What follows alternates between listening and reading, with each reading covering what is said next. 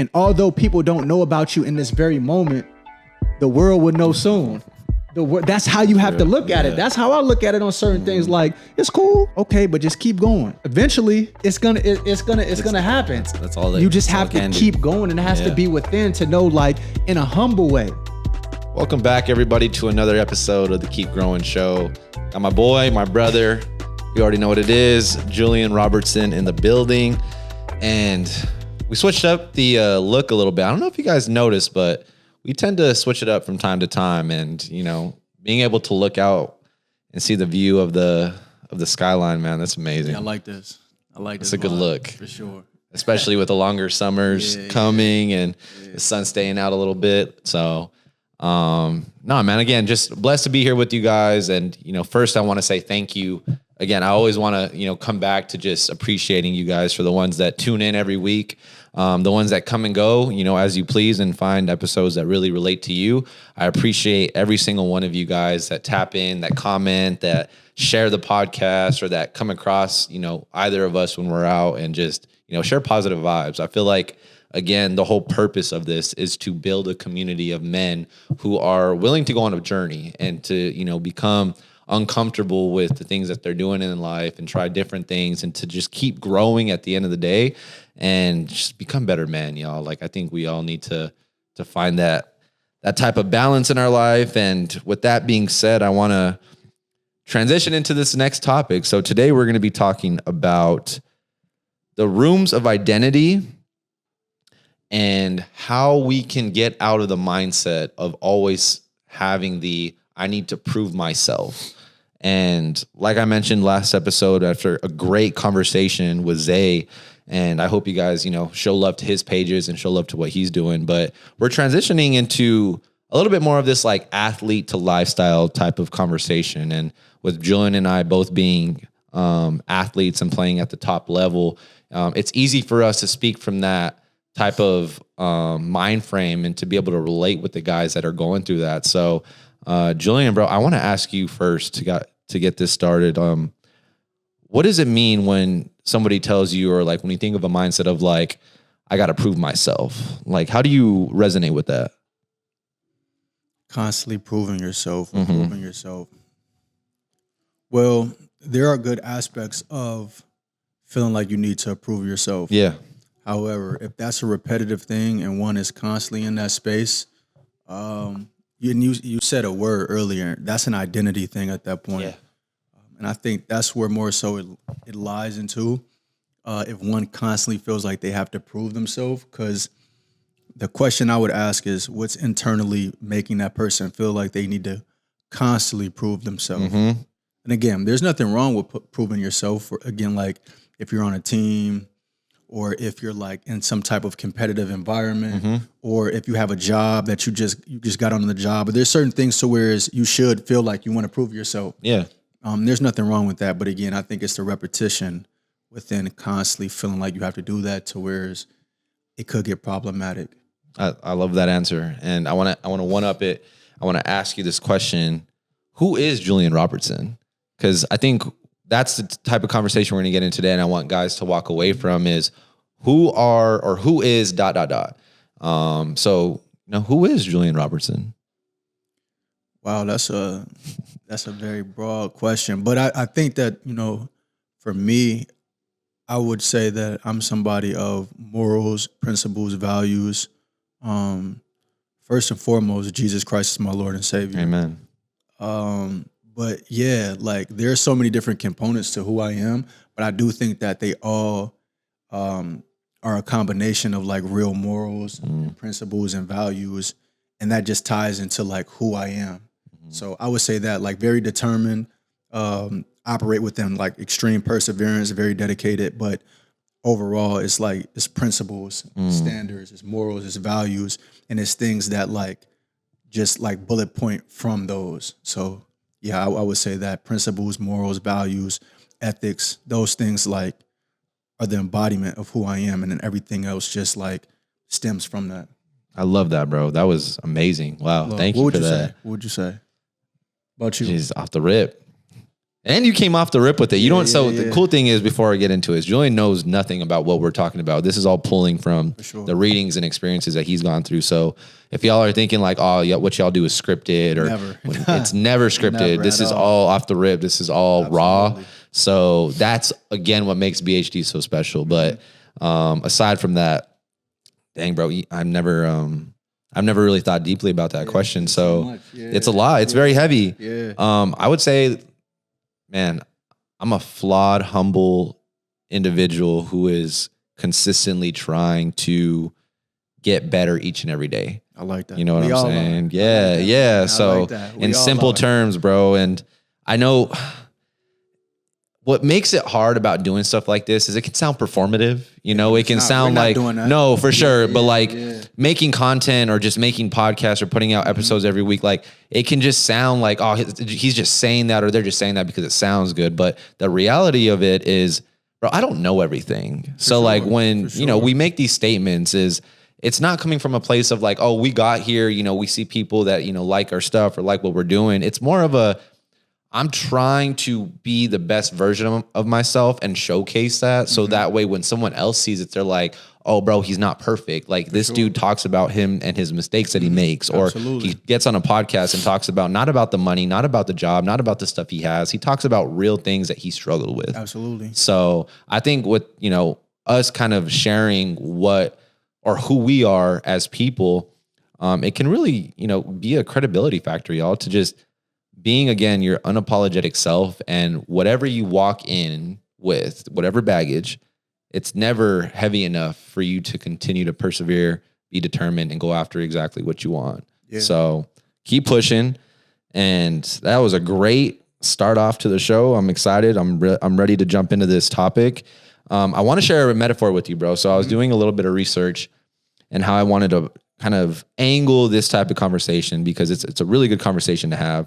The easiest way for us to talk about this to athletes is, who are you without the jersey? When you take the jersey off, who and how would you describe yourself? And I'm specifically talking to you guys in your high school and your college days that you're in presently now, or you just got out of.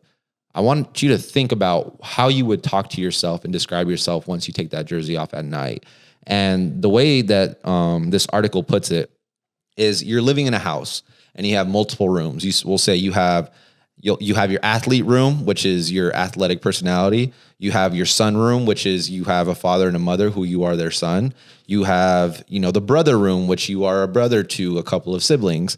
And then you have the leader, the friend, the man of faith, entrepreneur, and the creative, if those are things that you can kind of resonate with. But the overall explanation behind this is, if we are just stuck in one room, specifically the athletic room, if we're just stuck in the athlete room and we move all of the furniture from the man of faith room to the sun room, from the game room, from the porch, and you moved it all into the athlete room, you put all your eggs in one basket, the house is probably going to come down. Because we'll say the athlete room is like your penthouse view. The vibes are up there. It's a smooth room. You got the LED set up, and you move all the furniture up there because, let's just say, that's who you would say is, that's who you are. It would fall, it would collapse. The foundation would be broken. So the way it explains it, I'm like, oh, wow, that's really cool and powerful, because I think a lot of us athletes, you know, at certain points of our life get into the, oh man, nah, I'm just here to play ball. I'm here to go pro, or nah, I'm a baseball player. I'm a basketball player. And I'm just here to prove myself because people are doubting me that I won't make it to the league. So that's my chip on my shoulder that I'm going to lean on.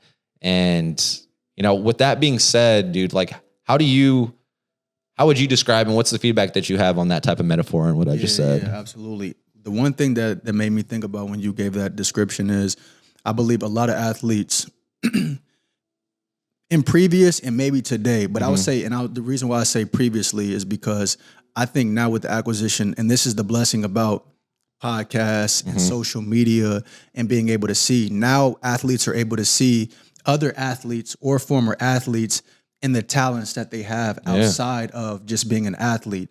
I think beforehand, where I would say the outside exposure was more limited, you didn't really know what athletes were doing outside of their respective sport. So that kind of minimizes what an athlete could feel or see internally. So if you're just an athlete in previous times, you're just an athlete. And you might have other talents or abilities, but you're not really seeing it. So you're just like, well, I'm an athlete. Yeah. Now we're in a space to where you can see an athlete and he has a clothing brand, or he's also when the season ends, he's speaking on ESPN, he's commentating, or he has a podcast, or you're able to see athletes like show other sides of themselves. So if you're actually an athlete now, you can say like, oh, I have this talent, or I have this ability. I can lean into this, you know, when I have free time, or when I'm done with practice, or after I'm done watching film. So I think that just made me think, you know, what you just said, you know, there's so much more access that athletes have as far as visually seeing things, to where they can tap into the other sides of who they are, and not just, I'm just a basketball player.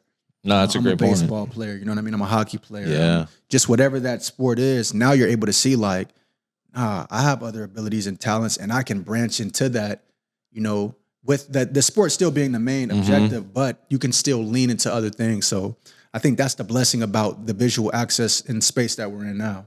That's true. And I didn't really pay much attention to like that, you know, how much of a positive outlet that can be, because back when we were playing, there was nothing like this that we're in now that could be found. And it was very much tied to, like you said, we're just that's all we were asked to do. Yeah. That was your job. Yeah. To where now, like, and I wouldn't say it's for all athletes. For sure. I would say it's for, you know, the few in between that are able to be like, oh, you know, I got some money, so I'm going to put that into a brand or a clothing line. But I still think it should be seen as inspiration. Absolutely. But I also think just as much as that can be a positive thing, it can also add to the fuel of ego. That is true. You know what I'm saying? So we would hope that, and again, just being on this podcast, talking about things and how you can be constructive with it, you would carry those items and, you know, balancing out the rooms that you're going into, whether it's a creative, making music, having a clothing brand, and investing time, which is the next conversation or next topic we're going to get into. Is there's nothing wrong with being an athlete, but you're not an athlete 24 hours of the day. Right. You're getting ready for your game. You're going to school. You got a job. Maybe you know, some athletes even have kids nowadays, bro. So it's pretty crazy. But I think finding areas to continue to water your plant, or in this case, put furniture in other rooms, so that way it's the humility aspect that gets brought out of it of, okay, now I went from being in a zone, which we'll talk about too, of being in a zone when you're an athlete, to, okay, this is regular day life. Like now it's time to think about, oh, let me hold this door open for somebody. Like being an athlete also can be kind of selfish in a sense when you get into that mindset. Absolutely. Yeah, there is a certain level of selfishness that you need to be an athlete, to be great. Yeah. That's just the reality of it. Like a lot of your time is going to be dedicated towards that perspective sport. So even what we're talking about, the main thing has to stay the main thing. Like whatever sport you're playing, especially if you want to get to the next level, you have to be totally locked in within it. We're just saying now the space that we're in society, the blessing about this visual content space that we're in is now people and all of us, but just athletes can see like, oh, I'm seeing other athletes and other sides that they have, and they can use that for inspiration from within. Because again, access could be a good thing, but it could also be a bad thing. For sure. It could be distractive. It could be a distraction, or it could, you know, like you said, it could add to ego. So again, there is a fine line in regards to what we're talking about, but just from the space of athletes now can see other athletes and the other sides that they have, and that can draw real inspiration towards an athlete that can stem away from just like, oh, I'm just solely an athlete. Yeah. To whereas that's why I said in previous times, I know when I was playing basketball a lot, I mean, my mind frame was I'm a basketball player. And I'm pretty sure in any athlete in any sport probably felt like that at a certain time. Yeah. But I had other abilities, other talents and things like that, but my mind wasn't even constructed to like lean into that. It was just basketball. And you really don't necessarily know who you are unless you know who you are at that time. But a lot of athletes, you're young, the sport is just who you are. So again, the visual space that we're in now, I believe is a blessing, because for that athlete that might feel one-dimensional, these spaces can open up that side of, oh, well, I actually do like to draw, or I like to write, or I'm an intellect, or I like, it can open that space up. And I think that's the blessing within it. Yeah, dude. And I think the best athletes that are in their desired sport or their respective sport have other hobbies. Absolutely. And I think those are the ones. And when I think of a formula, we always think of like, oh, what's the key to success for, people who go pro and continue to play pro for a long time? I feel like a lot of them have hidden talents, whether it's creatively or whether it's practically, to do things outside of a sport, because it pulls them out of their ego. You have to. Yeah. And it allows them to think in a different way, which there's just a certain competitive edge and challenge and like in our hearts that it's hard to explain to people that don't play a sport or, play it at a high level, because once you have that, you want to do good in anything you touch. It's everything. You know what I'm saying? And doing something good isn't always just like, oh, he was just naturally gifted to do it. It's like, no, it's consistency. Like if you got consistency and the will to work, there's not many things that you can be bad at. That's very true. So I do think that there is a type of formula that some of these athletes, including us, have that can still be within the positive side of things to, like you said, so that way it's okay. You have your 8 to 10 to 11 hour day with your practice, your games, your study hall, whatever you want, but still finding that time to do stuff that you enjoy or that, brings, makes you feel alive at the end of the day. And I can guarantee where I was coming from whenever I was in college, my coaches weren't saying like, oh yeah, spend your time, just venturing off into taking this class in art and then seeing how well you could draw. I was like, if I remember specifically, I had a coach tell all of us, like, if y'all are not in here to be professional baseball players, get out of this locker room. Yeah. That's how serious it was, bro. And I'm not saying that it's watered down now. What I am saying is, and I think what our overall message is, there are certain things that the NCAA has allowed athletes to do now that if they do it the right way, they can create some real wealth by the time they're done in college. Absolutely. Absolutely. Man. And it only comes down to the ones that don't create that wealth outside of the money that they're getting from the school or endorsements. It's a disservice to yourself, bro. Like, truthfully, there's nobody that hurts you other than yourself. Yeah. Because you can do it, especially in the times that we're in now. Like, the door has been unlocked. Bro, you know how many athletes that would have been cool to see, like, oh, I'm a basketball player and I make music and this is how I do it. Imagine watching that content as a college and how further along you would be. And same thing with me, like podcaster who, plays baseball. Like, I'd be like, oh, this is cool. But again, it comes down to, we're in this moment now. What are you going to do with it? And a lot of it is just, built around the hype for things like that. So, yeah, man, I think back to the whole, like, the good and the bad side of, what it means to have the prove it mindset. I kind of want to get back into that and the proving mode.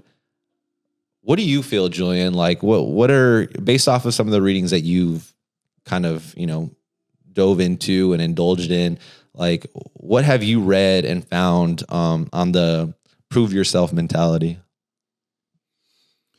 Well, it's making me think of this, and I actually have this written on a whiteboard in my room, and it comes from the book, The Courage to Be Disliked. And there's a quote that really resonates with me, and it's what you asked. It makes me think of this. And the quote says, "The desire to be recognized makes you unfree." And I think that is linear to just constantly feeling like you have to prove yourself, because that's the desire to be recognized in any space we're in, with whatever it is, whether it's being an athlete, content space, music, job, whatever it is. If one has a desire to constantly prove themselves or constantly be seen internally, that person knows, like, it's not a freeing thing. Because there's a constant, that itch doesn't go away. It's a constant, I need to do this, I need to show this, I need to prove this. That's never gonna go away. And when I read that, like, that literally, I think about that every day. Just from a self standpoint, whatever it is, whether I have to check myself or whatever it is, because we're all, like you said, we're all flawed individuals. Yeah. But the reality is, that's such a true comment statement, especially in the times we're in now. The desire to be recognized makes you unfree. Because none of this stuff, like, if one is constantly having to prove themselves, that it's just never gonna go away. Oh man, like, it's never gonna go away. So at what point is it, all right, let me put my best foot forth within anything I do, but that's it. You You know what I mean? And that's why I always say, for me personally, I pour into the quality of whatever I'm doing. The quality should precede itself. Again, and that's for content, that's for music, that's for sports, that's for anything, because all these spaces are a means of expression and you can monetize it. Yeah. But I look at it like, if you pour into the quality, it'll precede itself. Mm-hmm. But if it's more so about, I need to show, I need to prove, well, then that Ferris wheel will just continue to just circle. It just doesn't go away. And so none of these things are wrong, but I think for me, it's more so about the quality. Mm-hmm. When you pour into the quality, you could put your phone down, you could put your whatever and just relax and rest in. I poured into the quality. Now I put it out, and whatever happens, happens. And I think for me, well, I don't want to say I know for me, that's my mindset. Yeah. So whereas I care about the quality of what I'm doing, because then at that point, I can put it out and then know like, We'll do his thing. Yeah, I did it. It's doing its thing. So I think that's a great mindset to have in this space that we're in just now, as far as just content and just our phones. More and more. The visualization of everything. No, just pour into quality. Quality is going to resonate within anything over quantity. Absolutely. Over the fast food, I need to do this every day, or I need to do. Nah, it's nothing wrong with hustling and but just pour into the quality. Yeah. So that's how I look at what you just said. Have you heard of the term pseudo self? Pseudo self. I've heard of pseudo, but not with self. So yeah. Okay. I mean, you basically talked about it. Okay. It's a proving mode. Like it's just having the itch to always want to prove. Mm-hmm. And some of the notes that I took down is, there's two types of athletes, right? We have from what I took down is pseudo self and solid self. Okay. And the pseudo self talks about how this athlete is always playing for approval. Okay. It's living for the validation. It's kind of the big ego, like usually like a big rah-rah guy that's just, or girl that's just like out there, that fuel is built off of people telling them, nah, you can't do that. For sure. And they talk about it, and there's been therapists, psychologists that have openly said that short-term success, like it'll work for a short amount of time. But when you see a lot of these athletes and you see them on their interviews when they're talking about, I was just trying to prove myself right. Or in this case, I had to prove them wrong. Like regardless of which one you choose, it still falls in the same lane of, working off of a short fused type success mechanism, to where the solid self, man, you're playing the game off of you knowing who you are as a person outside of it. It's like, all right, look, check it out. I'm a good person. Mm-hmm. I'm playing this game because I enjoy it. I have fun doing it. And I'm being of service to my teammates because what I bring to the table helps us win ball games. And that brings a championship. That brings, more money, whatever. You can get so deep into it, however you want to get into it. But it doesn't collapse when you don't succeed, or you go 0 for 4, or, you shoot 3 from 21, from the 3-point line or wherever you're at. And it's all focused back on who your value is outside of the game. Because when you're secure with self, it doesn't matter how good or bad you play. Yeah, you're going to be upset, right? Like you're going to be, there's a difference from being upset and competitive about a loss than to let that shame spiral and let it live out in the rest of your days and the rest of your season. That's true. So pseudo self, solid self, I think a lot of us guys need to really analyze what that looks like, because I would argue a good amount of us are in the pseudo self, like Julian talks about, because that itch doesn't go away unless you openly admit, like, yo, this is where I'm at. I want to be seen and viewed for these things that I'm good at, these talents that were given to me. But what happens when it goes away? I mean, a lot of us guys, bro, we go through it when that's taken away from us. For sure. Yeah. And what you're speaking on, that's pseudo self, that's all internal. You just had an example. That's an internal thing. Mm-hmm. And that's the journey that one has to take on their own self, because we could speak about it. Somebody could tell somebody about it, but it's an internal thing, to where it's like that constant seeking of approval, or again, because there's nothing wrong with feeling like, okay, I'm in a space to where I need to prove myself. In certain spaces, you do need to prove yourself. Mm-hmm. Like if you just got on a team, if you just got a job, Or like I say, we speak to sports. I know I don't really see people playing the parks anymore, but I remember going to parks like growing up playing basketball, and the park is crowded. You get on that court, you need to prove yourself. You have that desire to where you garnish respect to where every time you come to the park, or you develop friendships from proving like, oh no, he has game. So every time you pull up to the gym or the park, hey, nah, such and such is on the team already, because people have already established that he has game or she has game. So there's elements of wanting to prove yourself that's actually needed, and it's perfectly fine. But it's, again, like you said, when it pours out into other spaces and it's a repetitive thing, it's an internal thing that one has to get to a place in life to where they're like, nah, I know who I am. And again, if I poured into the quality of whatever I'm doing, everybody else knows what I'm capable of or what I do. So I don't need to prove myself, because it's already known. Your name precedes itself, or your talent precedes itself. The quality in which you operate precedes itself, to where it's like, nah, I proved myself. And it's almost like you're continuing to, without that urge of needing to prove yourself. Yeah. It's already known, like, he's coming with quality. She's coming with quality. Like, it's already a known thing. And so I think that's the space people really want to get into, to whereas you've already proved yourself, to whereas when you walk in the room, people know, like, and I already know it's going to be quality when he gets there.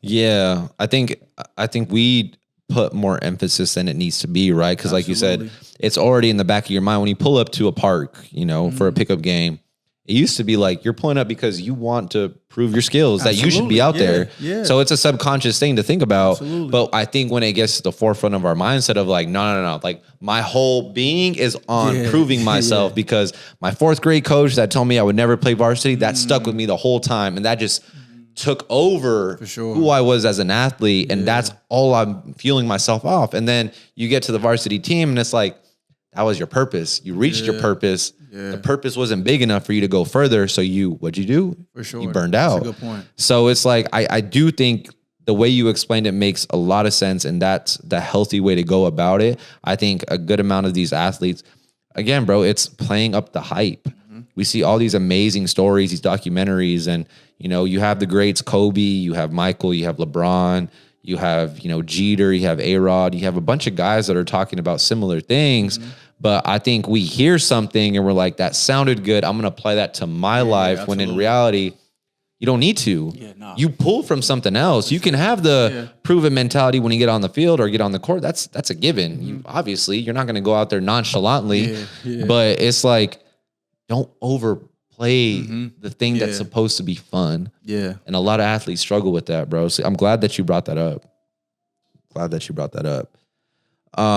So last conversation that I want to have is, again, kind of tied to like the ego around the everyday life.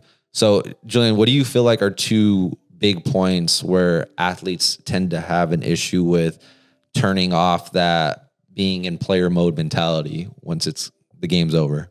Yeah, this is a good question, because as athletes, hopefully you're able to visualize what I'm about to say. But I think we've all, especially when you play in a team sport, you have teammates, or they could be friends or blend. For sure. Once you leave the court or the field or whatever, you see their characteristic of having that bravado or that ego. It carries out into just the everyday when you're in a store. Yeah. Or, you know what I mean? Like you're in the we're speaking like college, you're in the cafeteria or you're like, you just see certain things and it's like, yo, why are you on this type of time? Like, or why are you trying to pull this card here? Like, we're chilling. Like, you know what I mean? Like, you don't have to, like, we're all just hanging out. You know, and I think anybody's had teammates to whereas you can see that element of ego, which is needed on the field, you know what I mean? On the court, whatever sport you play, there's a bit of that, or a lot of that's needed. But you do have to, like, get back into just being a regular person, a cool person when you're outside of that. And you see it bleed over to just certain characteristics show themselves when you're just chilling and hanging out, or you're out somewhere and it's like, yo, why are you know what I mean? Why are you doing this? So yeah, it's an internal thing because, and then you mentioned it, well earlier, for a lot of athletes, if that's their whole being, there's no cutting it off. You know what I mean? It's going to bleed into like when they're in the restaurant or they're at the store or they're at an event or wherever else they are, or if they're around women, you just see to where it's like you're carrying this everywhere with you. And it's like this attribute is needed when we're on the court, Right. or we're on the field, because you need that chip on your shoulder or that edge, that edginess to like one up or to like get that edge. It's really needed. Yeah, for sure. But when it bleeds into just everyday life and you're interacting with people and operating like they're beneath you or you're above them or they need to do stuff for you because of your ability, that's when it's like, all right, nah, this is not the route. It's not the route. But it takes somebody. It's really internal, man. Because maybe a lot of athletes might not know they're doing it. I think that's the thing too. For sure. You know what I mean? If you're just so used to being in that element, and now when you factor in social media and praise people are getting and just certain accolades and just the spotlight, one might not even know that they're operating in that space because everywhere they go, it's always on. It's always on, and they're getting love and attention from it. So we're just in a different space and time now to whereas there's social media now. The spotlight is on. There's so much.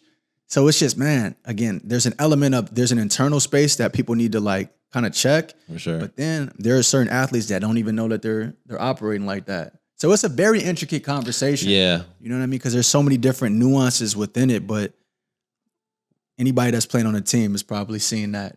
You know what I mean? Like from teammates to where it's like, yo, this is bleeding over into just real life. Like we're hanging out and We've chilling. all seen it. Yeah, and it's like, yo, why are you doing all this? So yeah, it's intricate, man. It's a very intricate thing. So yeah, bro, you bring up a good point with the guys that don't know how to get out of that type of, or turn it off, we should say, turning off the being in player mode all the time. And I think it just takes one, just again, good, credible man to come into their life. And both of us had similar situations where men have come into our lives and been like, yo, it's not how you move. Like there's certain things that you just don't do. And I think just having that conversation with these guys would really be beneficial towards them because, I mean, bro, I can even think of a couple of dudes that, you know, in the college level, maybe even now that probably still haven't turned it off. No, that's a real thing. And yeah. So whereas you still see like, man, you're still operating in that space.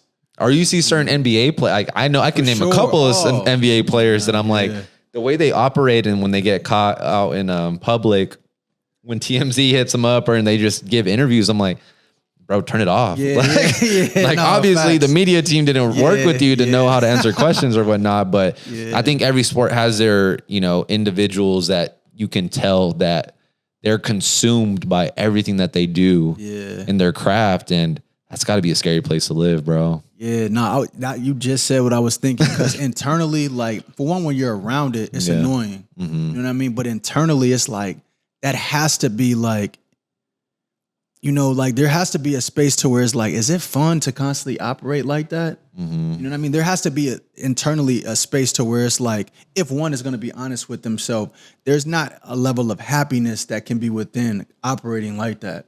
Because to be everywhere and to have this like certain, you know, bravado or what is it, machismo? Yeah, like, you know what I mean? It's like, it's a good word. Yeah, you know, it's like, there's a level of annoyance that brings to like other people when you're doing this everywhere.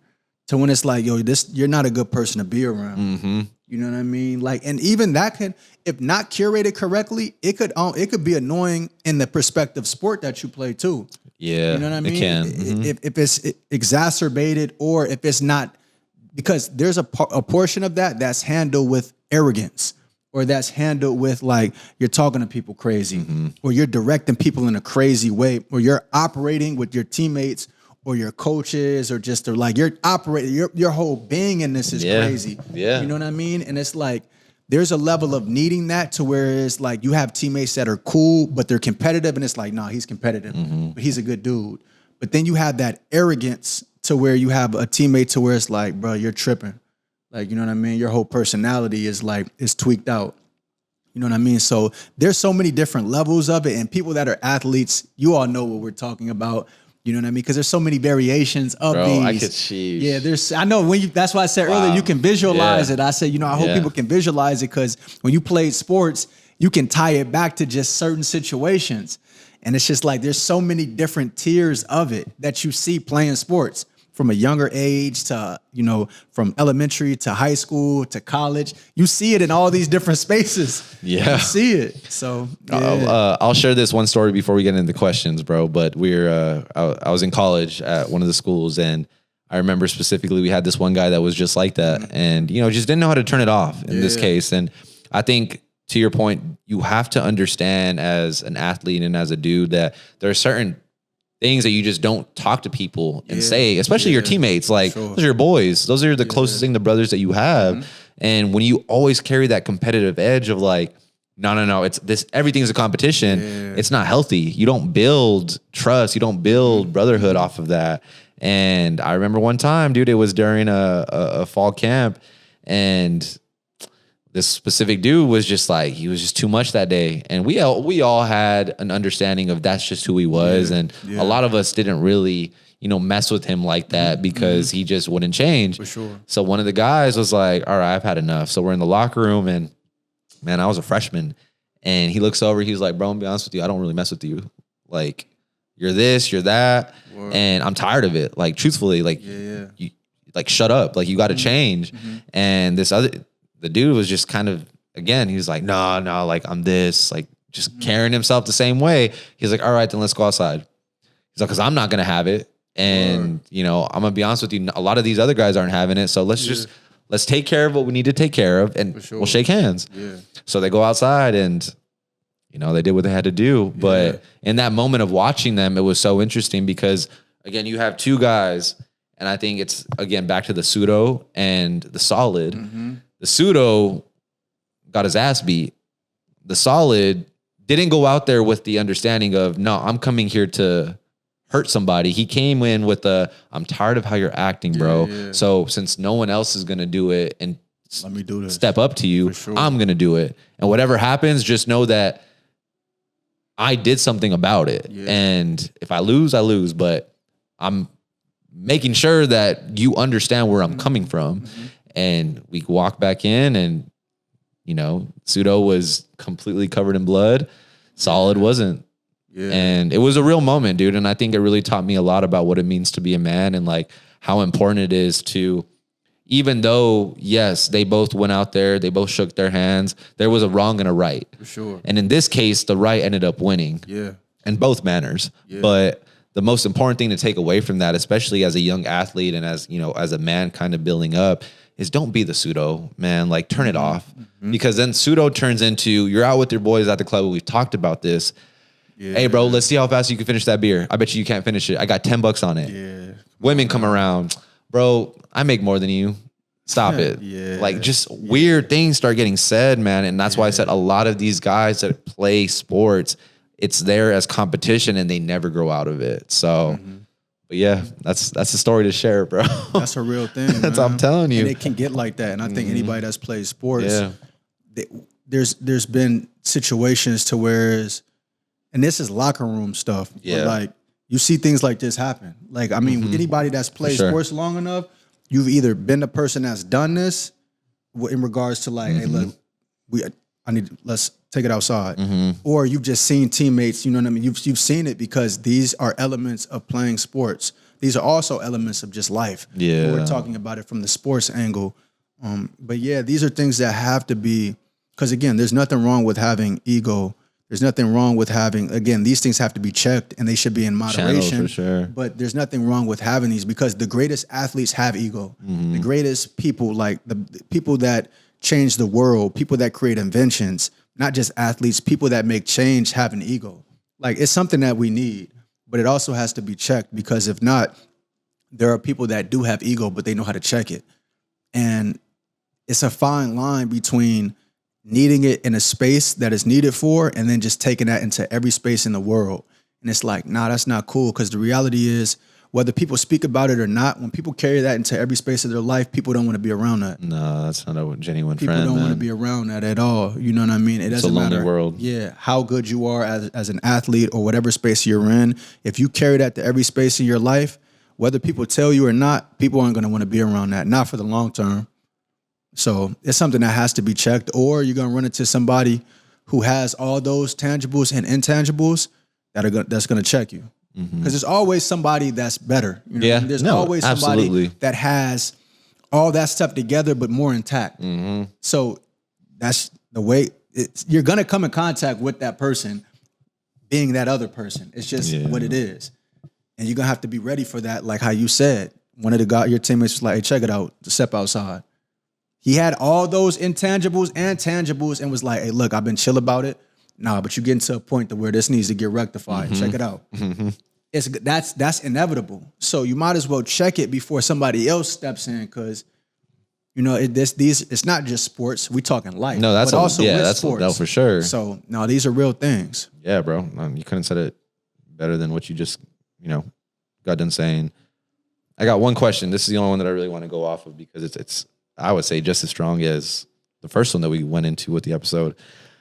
But if money, if skills, if the things that you were good at, the job that you had was stripped from you, who are you?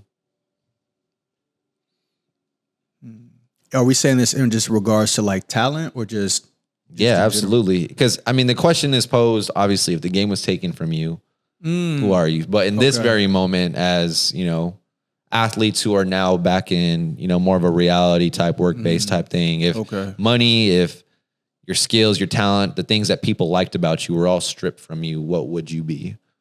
Who are you? Well, me personally, I would be who I am now.